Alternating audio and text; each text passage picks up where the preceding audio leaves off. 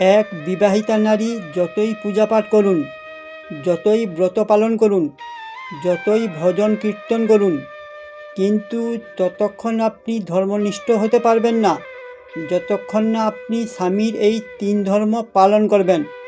1. স্বামীকে সম্মান করুন।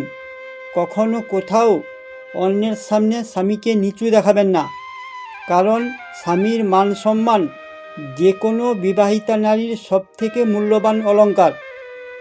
2. স্বামীর উপার্জনকে সম্মান করুন। স্বামীর উপার্জন কম কিংবা বেশি, তাকেই ভগবানের প্রসাদ ভেবে সম্মান করুন। 3. স্বামীর সাথে মিষ্টি ভাষণ করুন।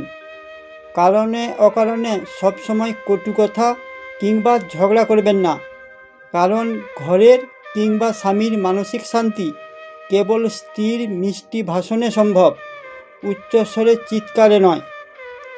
আমি বিশ্বাস করি সবাই ন্যায় নীতি পরায়ণ একনিষ্ঠ কৃষ্ণ ভক্ত, তাই লাইক, কমেন্ট, সাবস্ক্রাইব করবেন কি না সেই সিদ্ধান্ত আপনাদেরই উপরে ছেড়ে দিচ্ছি। রাধে রাধে।